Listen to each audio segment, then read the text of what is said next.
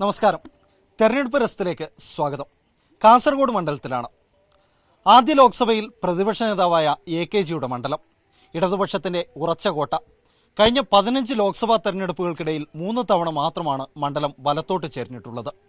പക്ഷേ ഇത്തവണ കനത്ത മത്സരമാണ്. 3 മുന്നണികളും വലിയ ആത്മവിശ്വാസത്തിലും.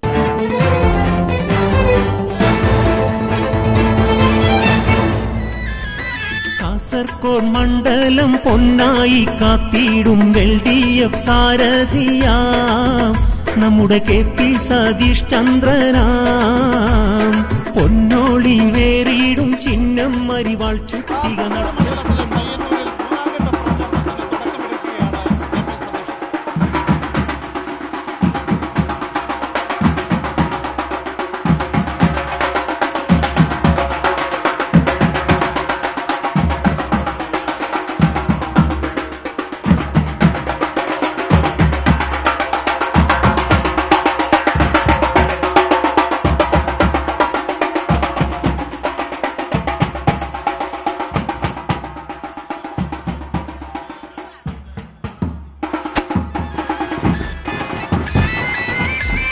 വികസനത്തിന്റെ സുൽത്താനായി KP വിനയത്തിന്റെ മനസ്സാണ്.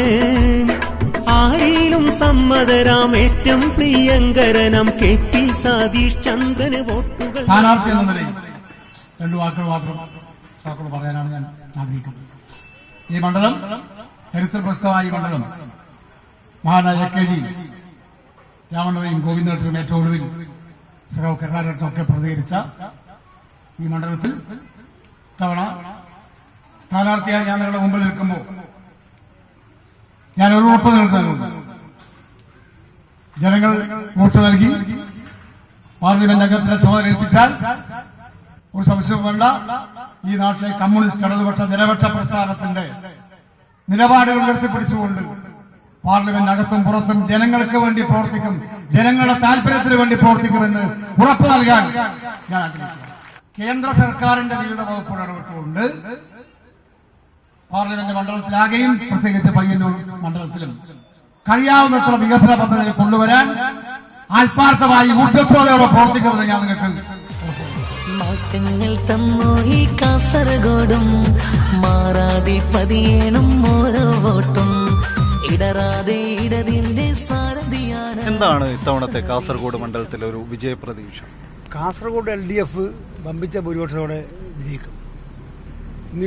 ഇന്നത്തോടുകൂടി എല്ലാ അസംബ്ലി മണ്ഡലങ്ങളിലും 3ാം വട്ട പര്യടനം പൂർത്തിയാവും. ഇന്ന് വൈകുന്നേരത്തോടുകൂടി എന്ന് പറഞ്ഞാൽ 21 ദിവസത്തെ പര്യടനം. 21 ദിവസത്തെ പര്യടനത്തിനിടയിൽ LDF നടപ്പിലാക്കിയ ചിട്ടയായ പ്ലാനിങ്ങിന്റെ ഭാഗമായി ഏതാണ്ട് 3 ലക്ഷത്തോളം വോട്ടർമാരെ നേരിൽ കാണാൻ വേണ്ടി കഴിഞ്ഞിട്ടുണ്ട്. ഇത് വലിയൊരു ചരിത്ര നേട്ടമാണ്. ഇടതുപക്ഷത്തിന്റെ ഉറച്ച കോട്ടയാണ്. പക്ഷെ കഴിഞ്ഞ വർഷങ്ങളിൽ നമ്മൾ പൊതുവെ കാണുന്നത് ഭൂരിപക്ഷം കുറഞ്ഞു വരുന്ന ഒരു അവസ്ഥയുണ്ട്. എന്താണ് അത്തരമൊരു സ്ഥിതിക്ക് പിന്നിൽ? അത് പലതരത്തിലുള്ള രാഷ്ട്രീയ സാഹചര്യം. കഴിഞ്ഞ തവണ ഇപ്പോൾ 2014 ഒരു കപട മോഡി പ്രവാഹം സൃഷ്ടിക്കുന്നതിൽ ഒരു പരിധി വിജയിച്ചിരുന്നു. ചെറുപ്പക്കാർക്ക് തൊഴിൽ വാഗ്ദാനം ചെയ്തു, എല്ലാ പൗരന്മാർക്കും 15 ലക്ഷം രൂപ വാഗ്ദാനം ചെയ്തു. മോഡിയുടെ ഒരു കപട ഇമേജ്, ആ കപട ഇമേജ് കൊണ്ട് സൃഷ്ടിക്കപ്പെട്ടതാണ്. ആ കപട ഇമേജ് സൃഷ്ടിക്കുന്നതിൽ ഏറ്റവും വലിയ പങ്ക് വഹിച്ച അദ്ദേഹത്തിന്റെ സുഹൃത്തും കഴിഞ്ഞ വാജ്പേയി മന്ത്രിസഭയിലെ മന്ത്രിയായിരുന്ന അരുൺ ഷൂരി ഇപ്പോൾ അദ്ദേഹത്തിനെതിരാണ്. അദ്ദേഹം തന്നെ മോഡിയെ തോൽപ്പിക്കാൻ നടക്കുകയാണ്. അദ്ദേഹത്തിന്റെ സുഹൃത്തുക്കൾ തന്നെ വാജ്പേയി മന്ത്രിസഭയിലെ മന്ത്രിയായ പ്രശസ്ത പത്രപ്രവർത്തകൻ അരുൺ ഷൂരി തന്നെ അദ്ദേഹത്തെ തോൽപ്പിക്കാൻ നടക്കുകയാണ്. അപ്പം 2014 തികച്ചും വ്യത്യസ്തമായൊരു സാഹചര്യം. ജനങ്ങൾക്ക് മോഡിയുടെയും BJPയുടെയും കള്ളത്തരംഗം ശരിയായി മനസ്സിലായിട്ടുണ്ട്. അവർ മോഡിയെ BJPയും തോൽപ്പിക്കാൻ പോകുകയാണ്. അപ്പം രാഷ്ട്രീയ സാഹചര്യങ്ങൾ മാറും. അതാണ് രാഷ്ട്രീയം എപ്പോഴും ഒരു ശാന്തസമുദ്രമല്ല, അത് മാറിക്കൊണ്ടിരിക്കും. ഇപ്പോഴത്തെ രാഷ്ട്രീയ സാഹചര്യം LDFന് അനുകൂലമാണ്.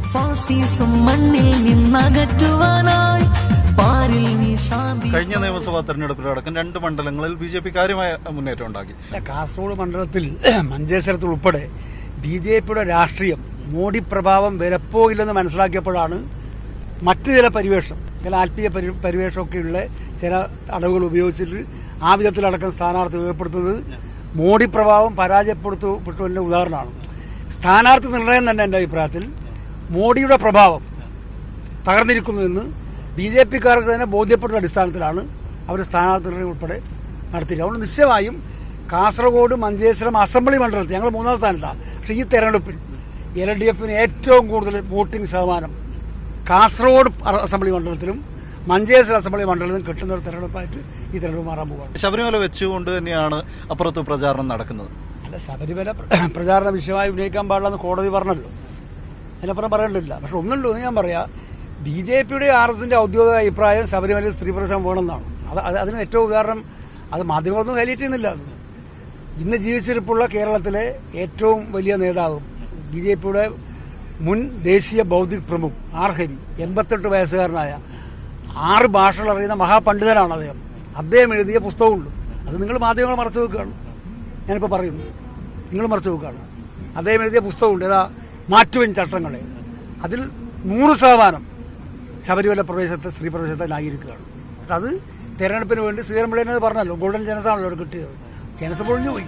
നമ്മുടെ ചിഹ്നം ആദോക്കിടണം, മാറ്റാതെ മറക്കാതെ ചെയ്തിടണം, അറിവാൽ ചുറ്റിക നക്ഷത്രം. തീർച്ചയായിട്ടും ഇടതുപക്ഷത്തിന്റെ MP ഉണ്ടാകുന്ന ഒരു സ്ഥലത്ത് ഒരു ഭരണവിരുദ്ധ വികാരം ഉണ്ടാവുമോ ഇവിടെ? അല്ല, യഥാർത്ഥത്തിൽ നമ്മളൊരു വസ്തുത മനസ്സിലാക്കേണ്ടത്, കേരളത്തിന്റെ വടക്കേ അരുത് കിടക്കുന്ന കാസർഗോഡ് എന്ന് പറഞ്ഞാൽ പണ്ട് മദ്രാസ് സംസ്ഥാന ബ്രിട്ടീഷുകാരുടെ കാലത്ത്. അപ്പം നേരത്തെ തന്നെ കാസർഗോഡിനും മലബാറിനും താരതമ്യേന തിരുവിതാംകൂറും തിരുക്കൊച്ചിയിലും നോക്കുമ്പോൾ ഒരു പിന്നോക്കാവസ്ഥ. പക്ഷേ 57 മുതൽ മാറാൻ തുടങ്ങി. 57 EMS സർക്കാർ. പിന്നെ വലിയ മാറ്റം ഉണ്ടായത് 87-ലെയും 96-ലെയും 2006-ലെയും ഇപ്പോൾ 2016-ലെയും ഇടതുപക്ഷ മുന്നണിയുടെ കാലത്ത് വൻ മുന്നേറ്റമാണ്. PS സർക്കാരിന്റെ കാലത്തുള്ള മലബാർ പാക്കേജ്. ഇപ്പൊ കിഫി എന്റെ അഭിപ്രായത്തിൽ മീഡിയാസ് ഒന്നും ഹൈലൈറ്റ് ചെയ്യുന്നില്ല. നമ്മുടെ നാട്ടിലൊന്നും പോയി കോടിക്കണക്കിന് രൂപയുടെ വർക്കാണ് നടക്കുന്നത്. റോഡ്, പാലങ്ങൾ, സ്കൂളുകൾ LP സ്കൂൾ 3 കോടിയാണ് കൊടുക്കുന്നത്. അപ്പം വൻ വികസനം ഇപ്പം നടക്കുകയാണ്. ഇപ്പം MP-യുടെ ഞാൻ ചോദിക്കട്ടെ, കേന്ദ്ര സർവകലാശാല നിങ്ങൾ പോയി കാണണം. ആദ്യം കാണുന്നില്ലായിരുന്നു, ഒന്ന് സന്ദർശിക്കണം. 400 ഏക്കർ സ്ഥലത്ത് ലോകത്തിലെ ഏറ്റവും പ്രധാനപ്പെട്ട കോളേജാണത്, സർവകലാശാല. അത് MP ഇങ്ങനത്തെ കൊണ്ടുവന്നല്ലേ, LDF സർക്കാരാണ്. അതുപോലെ റെയിൽവേ ഞാൻ ചോദിക്കട്ടെ, കേരളത്തിലെ 14 ജില്ലകളിലും 13 ജില്ലകളിലും പുതിയ റെയിൽവേ ഉണ്ടോ? ഇവിടെ ഇതാ കാസർഗോഡ് MP P കരുണാകരൻ്റെ ഇടപെട്ടുകൊണ്ട് ഒരു പുതിയ റെയിൽവേക്കാണ് സാങ്ഷൻ വാങ്ങിയിട്ടുള്ളത്. അതിന് പച്ചക്കൊടി കിട്ടിയിരിക്കുകയാണ്, കാഞ്ഞങ്ങാട് കാണൂർ റെയിൽവേ. ഈ രണ്ടെണ്ണം ഞാൻ കാര്യം, ബാക്കി ഒരുപാട് കാര്യമുണ്ട്. എൻഡോസൽഫാൻ പാക്കിൽ 250 കോടി രൂപയുടെ വർക്കുണ്ട്. 3500 കോടിയുടെ വർക്കാണ് നടത്തിയത് 15 കൊല്ലത്തിനുള്ളിൽ. അപ്പം കാസർഗോഡിന്റെ വികസന പിന്നൊക്കെ അവസ്ഥ അതിവേഗം മാറിക്കൊണ്ടിരിക്കുക. സതീഷ് ചന്ദ്രന് വോട്ടു നൽകി മണ്ഡലം നമുക്ക് പൊന്നാക്കിടാം, അതിനായി സഖാവിനെ വിജയിപ്പിക്കും. 5 വർഷത്തെ BJP കാരണം ഇന്ത്യയുടെ ആത്മാവിനെ മുറിവേൽപ്പിച്ച ഉണ്ടായിരുന്നു. ഇത് വളരെ പ്രധാനമാണ്. ഇന്ത്യയുടെ സകല മൂല്യങ്ങളെ അവർ ഗാന്ധിയുടെ ഒരു കോലം ഉണ്ടാക്കി അതിനെ കണ്ടില്ലേ? എന്തും ചെയ്യാം, എന്ത് ധിക്കാരവും എന്ത് ദാക്ഷ്യവും ചെയ്യും. ആരാണ് ഞങ്ങൾ ചോദിക്കാൻ? ആ അഹന്തക്കാണ് തിരിച്ചടിക്കാൻ വേണ്ടി പോവുകയാണ്. നരേന്ദ്രമോദിയുടെയും BJPയുടെയും വാട്ടർലുവായി ഈ തെരഞ്ഞെടുപ്പ് മാറാൻ വേണ്ടി പോവുകയാണെന്ന കാര്യത്തിൽ ആർക്കും ഒരു സംശയം വേണ്ട. BJP പരാജയപ്പെടാൻ പോവാണ്. നാടറിയുന്നൊരു പ്രിയ നേതാവ്, നാടിൻ വികസനമീ ജേതാവ്, നന്മ നിറഞ്ഞൊഴുകുന്ന. കാസർഗോഡ് മണ്ഡലത്തിൽ 520ഓളം സ്വീകരണ കേന്ദ്രങ്ങൾ KP സതീഷ് ചന്ദ്രൻ പിന്നിട്ട് കഴിഞ്ഞു. കത്തുന്ന വേനൽ ചൂടിലും വലിയ ആവേശമാണ് ഓരോ സ്വീകരണ കേന്ദ്രത്തിലും നിറയുന്നത്. കാസർഗോഡിന് വികസനമേകാൻ CPM-ന് ശക്തി പകർന്ന വർഗീയതയുടെ വേരുമുറി. ഇടതുകോട്ടയിൽ വിള്ളൽ വീഴില്ലെന്ന ആത്മവിശ്വാസത്തിൽ KP സതീഷ് ചന്ദ്രന്റെ പ്രചാരണം തുടരുകയാണ്.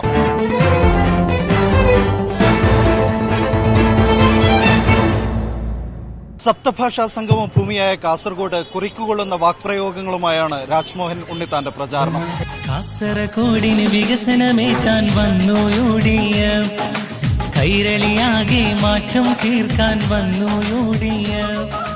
ഞാൻ കാസർഗോഡ് വന്ന നിമിഷം മുതൽ നിങ്ങൾ എനിക്ക് നൽകുന്ന സ്നേഹം പറഞ്ഞറിയിക്കാൻ വയ്യാത്തതാണ്. നിങ്ങൾ എന്നെ സ്നേഹം കൊണ്ട് മൂടുകയാണ്. നിങ്ങൾ എനിക്ക് നൽകുന്ന സ്നേഹം, വാത്സല്യം, സഹകരണം, സഹവർത്തിത്വം എന്നെ ആത്മനിർവൃതിയുടെ ലോകത്ത് എത്തിച്ചിരിക്കുകയാണ്. ഇന്ന് ഇന്ത്യ ഭരിക്കുന്ന ഗവൺമെന്റ് മാറി പുതിയ ഒരു ഗവൺമെന്റ് വരണം. ആ ഗവൺമെന്റ് ജനാധിപത്യത്തിൽ അധിഷ്ഠിതമായ ഒരു ഗവൺമെന്റ് ആയിരിക്കണം. ആ ഗവൺമെന്റ് മതേതര മൂല്യങ്ങൾക്ക് വില കൽപ്പിക്കുന്ന ഒരു ഗവൺമെന്റ് ആകണം. ഇന്ത്യയുടെ ഭരണഘടന ഈ രാജ്യത്തെ ജനങ്ങൾക്ക് നൽകുന്ന മൗലികമായ അവകാശങ്ങളും സ്വാതന്ത്ര്യങ്ങളും പരിപൂർണമായി സംരക്ഷിക്കുന്ന ഒരു ഗവൺമെന്റ് ആകണം. ജനങ്ങളുടെ ജീവിത നിലവാരം മെച്ചപ്പെടുത്തണം. നിത്യോപയോഗ സാധനങ്ങൾ ന്യായമായ വിലയ്ക്ക് കിട്ടണം. കർഷകരുടെയും കർഷക തൊഴിലാളികളുടെയും ആവശ്യങ്ങൾ നിറവേറ്റണം. അങ്ങനെ ഒരു ഗവൺമെന്റ് കോൺഗ്രസ് പ്രസിഡന്റ് രാഹുൽ ഗാന്ധിയുടെ നേതൃത്വത്തിൽ ഉണ്ടാക്കാനാണ് ഞങ്ങൾ മത്സരിക്കുന്നത്. നൽകൂ പ്രിയരേ നാം നാടിൽ നിന്നും വികസന പാതയിലേറ്റാ മുന്നിത്താനുണ്ട്. നാടിൽ നിന്നും വികസന പാതയിലേറ്റാ മുന്നിത്താനുണ്ട്. ഇന്ന് കേരളത്തിന്റെ മുഖ്യമന്ത്രി പിണറായി വിജയനാണ്. 3 വർഷം മുമ്പ് മുഖ്യമന്ത്രി ഉമ്മൻചാണ്ടിയാണ്. ഇനി കുറെ കൂടി കഴിയുമ്പോൾ ഇലക്ഷൻ വരും. പിണറായി വിജയൻ പോയി ഒരു കോൺഗ്രസ് മുഖ്യമന്ത്രി വരും. എന്താണ് ഈ മാറ്റത്തിന് കാരണം? ജനങ്ങൾ സ്ഥിരമായി UDF വോട്ട് ചെയ്താൽ ഒരു 10-35 വർഷക്കാലം UDF ഭരിക്കണ്ടേ? മാർക്സിസ്റ്റുകാർ സ്ഥിരമായി LDF വോട്ട് ചെയ്താൽ കേരളത്തിൽ ഒരു 35 കൊല്ലം മാർക്സിസ്റ്റുകാർ ഭരിക്കണ്ടേ? ഭരിക്കുന്നില്ല. എന്തുകൊണ്ട്? ജനങ്ങൾ മാറി മാറി ചിന്തിക്കുന്നു. ജനങ്ങൾ മാറി മാറി വോട്ട് ചെയ്യുന്നു. ജനങ്ങൾ മാറി മാറി ചിന്തിക്കുന്നത് കൊണ്ടും വോട്ട് ചെയ്യുന്നതുകൊണ്ടും ഗവൺമെന്റുകൾ മാറി മാറി വരുന്നു. ബംഗാളിൽ 35 വർഷം ഒറ്റ പാർട്ടിക്ക് വോട്ട് ചെയ്തു. ഇപ്പൊ എന്താ ബാക്കി പത്രം? ആ പാർട്ടിയുടെ അവശിഷ്ടം പോലും ബംഗാളിലില്ല. 8 ലക്ഷം ബംഗാളികളാണ് കേരളത്തിലുള്ളത്. അതിൽ ഏരിയ കമ്മിറ്റി സെക്രട്ടറിമാരുണ്ട്, ലോക്കൽ കമ്മിറ്റി സെക്രട്ടറിമാരുണ്ട്, ബ്രാഞ്ച് കമ്മിറ്റി സെക്രട്ടറിമാരുണ്ട്. മുഖ്യമന്ത്രിയോടൊപ്പം കാറിൽ സഞ്ചരിച്ച് ഭരണം നിയന്ത്രിച്ച ആ നേതാക്കന്മാർ ഇന്ന് കേരളത്തിൽ വാർക്കപ്പണി ചെയ്യുകയാണ്. ഹോട്ടൽ പത്തിരി അടിക്കുകയാണ്, പ്ലേറ്റ് കഴുകാൻ നിൽക്കുകയാണ്. 35 വർഷക്കാലം ഒരു സ്റ്റേറ്റ് ഭരിച്ച ഒരു പാർട്ടിയുടെ ബാക്കി പത്രമാണ് ഞാൻ സൂചിപ്പിച്ചത്. അതേ അവസ്ഥയാണ് കാസർഗോട്ടുകാർക്ക്. 35 വർഷമായി ഒരൊറ്റ പാർട്ടി, ഒരൊറ്റ ചിഹ്നം. 15 കൊല്ലമായി ഒരാൾ MP. ഫലമെന്താ? കാസർഗോഡ് മണ്ഡലം വികസനത്തിന്റെ ശവപ്പറമ്പായി മാറി. ആ ശവപ്പറമ്പ് നിറച്ച് ശവകുടീരങ്ങൾ കെട്ടിപ്പൊക്കി. ഏതെങ്കിലും ഒരു തൊഴിൽ സ്ഥാപനം കാണിച്ചു തരാമോ? ഒരു വ്യവസായശാല കാണിച്ചു തരാമോ? കശുവണ്ടി മാവുകൾ തിങ്ങി നിറഞ്ഞ ഇവിടെ ഒരു കശുവണ്ടി ഫാക്ടറി ചൂണ്ടിക്കാണിക്കാമോ? കോൺഗ്രസ് ഇന്ത്യ ഭരിക്കുമ്പോൾ കൊണ്ടുവന്ന Hindustan aeronautic limited, Congress India ഭരിക്കുമ്പോൾ കൊണ്ടുവന്ന കേന്ദ്ര സർവകലാശാല, കോൺഗ്രസ് കേന്ദ്രം ഭരിക്കുമ്പോൾ കൊണ്ടുവന്ന CRPF കേന്ദ്രം, കോൺഗ്രസ് ഇന്ത്യ ഭരിക്കുമ്പോൾ കൊണ്ടുവന്ന നേവൽ അക്കാദമി. വേറെന്തുണ്ട് ഈ നാട്ടിൽ? 35 കൊല്ലം 15 കൊല്ലം ഈ മണ്ഡലത്തിലെ ജനങ്ങൾ ജയിപ്പിച്ചു വിട്ട പാർട്ടി MP എന്തു ചെയ്തു? UDF സിന്ദാബാദ്. കാസർഗോഡിൻ വികസനമേറ്റാൻ വന്നു UDF. കൈരളിയാകെ മാറ്റം തീർക്കാൻ വന്നു UDF. കാസർഗോഡിൻ 3 പതിറ്റാണ്ടിലധികം കാലമായി ഇടതുപക്ഷത്തിനൊപ്പം മാത്രം നിൽക്കുന്ന കാസർഗോഡ് വികസന പ്രശ്നങ്ങൾ കൂടി ഉയർത്തിയാണ് രാജ്മോഹൻ ഉണ്ണിത്താൻ ജനങ്ങളെ കാണുന്നത്. മാറ്റമില്ലാത്തതാണ് അവഗണനയ്ക്ക് കാരണമെന്നാണ് രാജ്മോഹന്റെ പക്ഷം. ഇന്ത്യൻ പാർലമെന്റിൽ അഭിമാനിക്കാം ഉണ്ണിത്താനെ. എതിരാളികളുടെ മുന്നിൽ തലകുനിയാത്തൊരു നേതാവായി. പെരിയ ഇരട്ടക്കൊലപാതകവും ശബരിമലയിലെ ആചാര സംരക്ഷണവുമെല്ലാം കാസർഗോഡ് ചർച്ചയാവുന്നുണ്ട്. ഒപ്പം BJPയുടെ ന്യൂനപക്ഷ വിരോധവും രാജ്മോഹൻ ഉണ്ണിത്താൻ ഉന്നയിക്കുന്നു.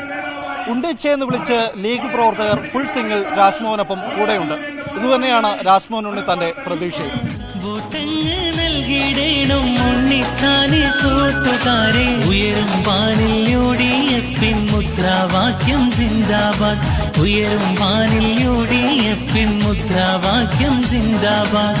അറിയാം പ്രിയരെ വോട്ടുകൾ നൽകാം UDF സിന്ദാബാദ്. എങ്ങനെയുണ്ടോ പ്രചാരണം? കൊല്ലംകാരനായ രാജ്മോഹൻ ഉണ്ണിത്താനെ കാസർഗോഡുകാർ സ്വീകരിച്ചു കഴിഞ്ഞു. ഞാൻ കൊല്ലക്കാരനല്ലല്ലോ, ഞാൻ ഒരു ദേശീയ രാഷ്ട്രീയ പ്രസ്ഥാനത്തിന്റെ വക്താവാണ്. അപ്പോൾ സ്വാഭാവികമായിട്ട് എനിക്ക് പ്രാദേശികമായ സങ്കുചിതമായ ചിന്തകളില്ല. ഭാരതത്തിൽ ജനിച്ചു വീണ എല്ലാ പൗരനും എൻ്റെ സഹോദരൻ സഹോദരിയാണെന്ന് പറഞ്ഞിട്ട് പിന്നെ കൊല്ലക്കാരൻ, കണ്ണൂക്കാരൻ അങ്ങനെ പറയാൻ പറ്റുമോ? അപ്പം ഞാൻ ഈ ഭാരതത്തിൻ്റെ മണ്ണിൽ ജനിച്ചു വീണൊരു പൗരനാണ്.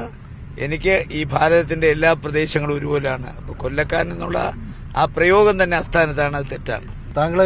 താങ്കൾക്ക് വോട്ട് ചെയ്യില്ല എന്ന് പറഞ്ഞ ഒരാൾക്ക് കൊടുത്ത മറുപടി ഭയങ്കര വൈറലായിരുന്നു, സാമൂഹ്യ മാധ്യമങ്ങളിലൊക്കെ അങ്ങനെ കണ്ടു.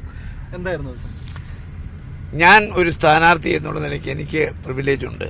ആ പ്രിവിലേജ് എന്താണെന്ന് എനിക്ക് നന്നായിട്ടറിയാം. അതുകൊണ്ട് ഇപ്പോൾ കോടിയേരി ബാലകൃഷ്ണനോ പിണറായി വിജയനോ ഇനി പ്രകാശ് കാരാട്ടോ എൻ്റെ മണ്ഡലത്തിലാണ് താമസിക്കുന്നെങ്കിൽ ഞാൻ അവരുടെ വീട്ടിൽ പോവും, അവരെ കാണും, വോട്ട് അഭ്യർത്ഥിക്കും.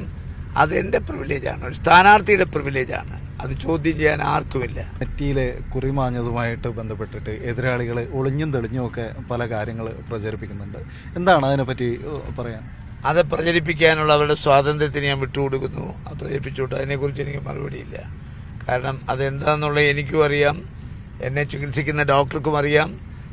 ഇനി കൂടുതൽ വ്യക്തത വേണമെന്നുണ്ടെങ്കിൽ മാർക്സിസ്റ്റ് പാർട്ടിയുടെയും BJPയുടെയും ഒരു ഡോക്ടർമാരെ കൊണ്ടുവന്ന് അവർ എന്നോടിപ്പോൾ കുറിയിടാൻ പറഞ്ഞാൽ നാളെ രാവിലെ തൊട്ട് ഇട്ടേക്കാം. ഡോക്ടർമാർ BJP ഡോക്ടർ ഇടരുതെന്ന് പറഞ്ഞാൽ ഞാൻ ഇടണമെന്ന് പറഞ്ഞാൽ ബുദ്ധിമുട്ടാണ്.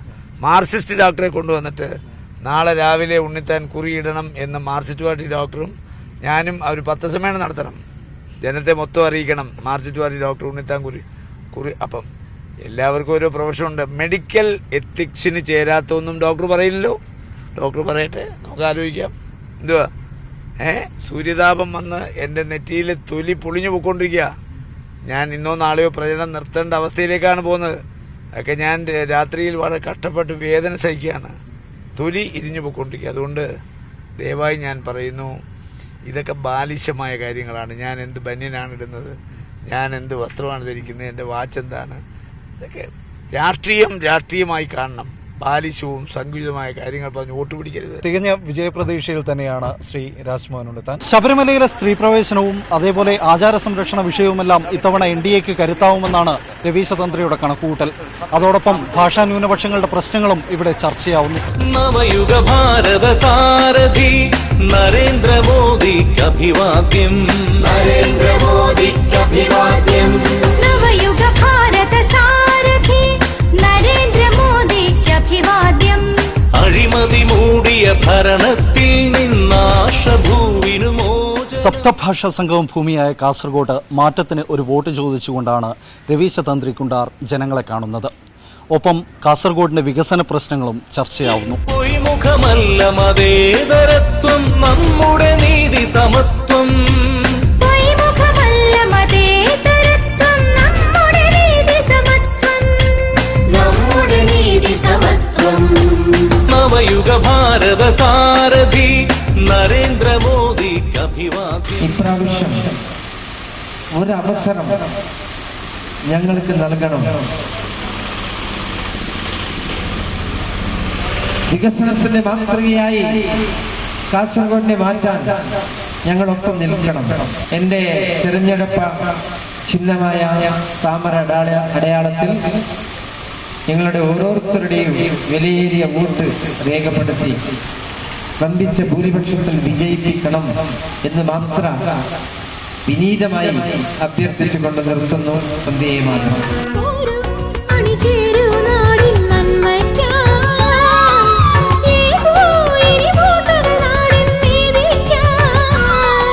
എന്താണ് ഇത്തവണത്തെ വിജയപ്രതീക്ഷ കാസർഗോഡ്? കാസർഗോഡിൽ first of all